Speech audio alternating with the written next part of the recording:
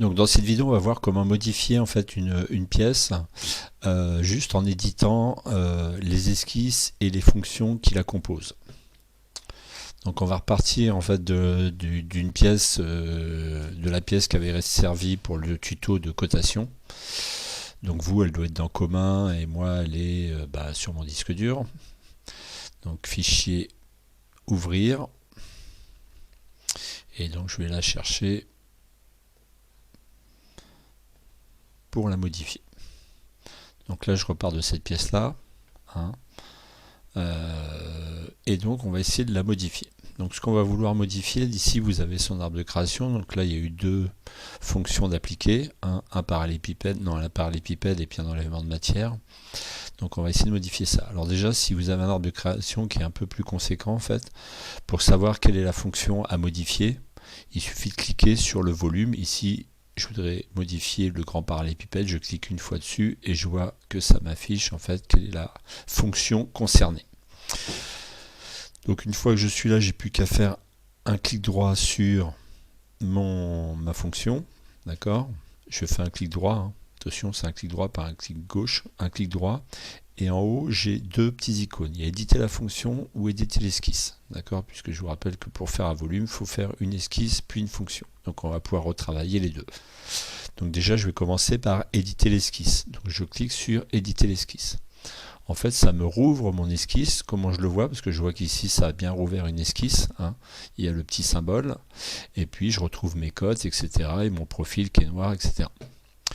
Donc ici, on va modifier un peu cette esquisse pour avoir quelque chose qui est plus... Bon, enfin, voilà, on va la modifier. Donc ici, je vous rappelle que pour modifier une cote, il suffit de double-cliquer en fait sur la valeur. Hein. Vous cliquez pas n'importe où, mais sur la valeur.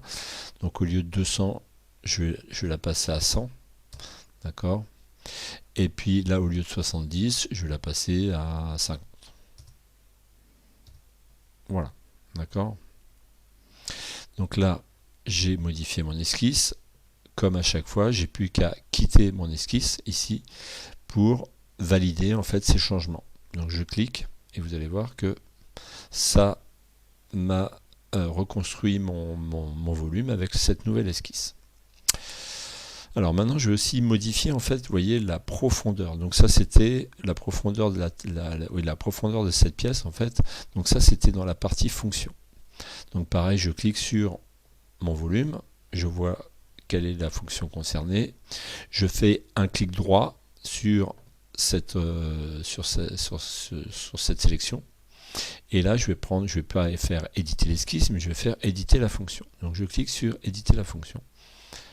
Et là, voilà, ça me rouvre en fait toute la fenêtre avec tous les paramètres concernant en fait les paramètres d'extrusion que j'avais rentré au moment où j'avais fait cette extrusion.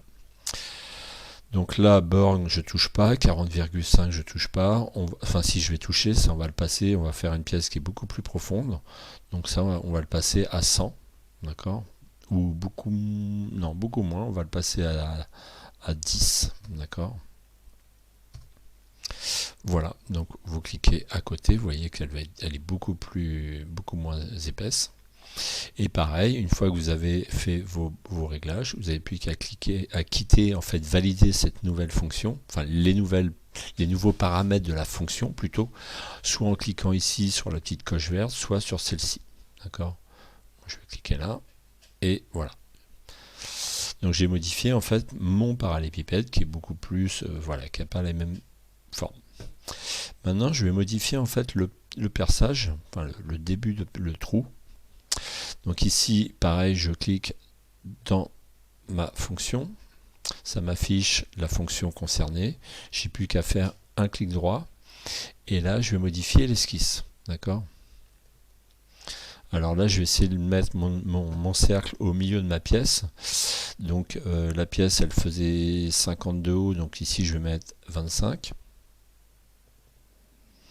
25. Je valide. D'accord. Elle faisait 100 de large, donc je vais mettre 50. Je valide. D'accord. Et je vais mettre le trou plus gros. Donc là, il fait 25. On va le passer à 30. D'accord? Donc ici, pareil, j'ai modifié mon esquisse, donc qui est au niveau position, au niveau taille. J'ai plus qu'à quitter mon esquisse pour prendre en compte ces nouvelles dimensions. Donc je quitte ici mon esquisse et vous voyez que ça a été pris en compte. Donc là, j'ai modifié l'esquisse. Maintenant, en fait, je vais modifier la fonction. Donc la fonction, en fait, ça va me permettre de modifier en fait la profondeur de ce trou et en particulier de rendre ce trou débouchant, c'est-à-dire qu'il perce tout. Donc toujours pareil, je clique une fois ici pour avoir la bonne esquisse, la bonne fonction, pardon, dans mon arbre de création. Je fais un clic droit. Et là, ce coup-ci, je vais faire éditer la fonction. Je clique. Et là, alors, je pourrais changer, je pourrais mettre par exemple 2 mm, mais en fait, je ne vais pas faire ça. Je vais lui dire que je voudrais que le perçage se fasse à travers tout. Donc à travers tout, vous voyez que j'ai plus besoin de donner de dimension, de profondeur. La seule chose, en fait, c'est que lui va se débrouiller pour que, en fait, ça traverse la pièce. Donc c'est à travers tout. Pareil, j'ai plus qu'à valider pour valider les changements. Voilà. Donc vous voyez que j'ai modifié une pièce juste en éditant les esquisses et les fonctions. Et donc ça peut être très rapide de faire des modifications sur une pièce. Voilà.